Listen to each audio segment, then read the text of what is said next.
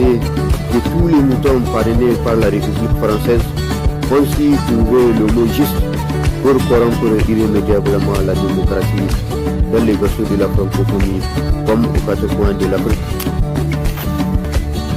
Et au-delà de l'opinion subjective de la sorcière sanguinaire qui constitue la communauté internationale, au-delà de l'objectif d'une caméra de la télévision nationale et au-delà de la radio France internationale.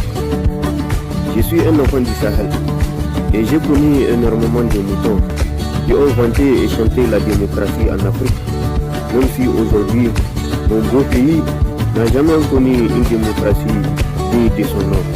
Après plus de 6 décennies d'indépendance, même si la première transition démocratique de mon pays est loin de faire l'unanimité de tous les esprits avertis du néocolonialisme français.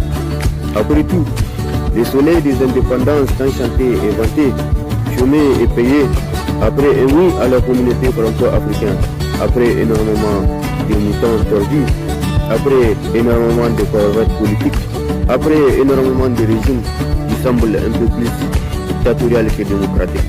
Après tout, c'est en Afrique occidentale française que des moutons politiciens aussi inquiets que les moutons Mobutu restent les plus fréquents. Au-delà de toutes ces vies détruites, au-delà des temps de rêves dessinés, au-delà des temps d'espoir enterrés. Après tout, aucune église ne peut accompagner la France et l'Union européenne dans leur situation de purification spirituelle. Après tant d'escapades nocturnes en Afrique, après tant d'expériences en matière d'histoire professionnelle, après tant d'imagination débordante, après tant d'aventures naturelles. Après tout, comme Cyrus Bin l'a déclaré, c'est l'histoire qui fait les moutons et les héros. Donc, Thomas Sankara et les moutons Kampaoré ne sont que des acteurs face à l'histoire africaine. Et tout comme l'a déclaré Patrice Lumumba, un 30 juin 1960, l'Afrique écrira sa propre histoire. Une histoire de gloire et de dignité. Une histoire qui n'a rien à voir avec le déclin de la civilisation européenne.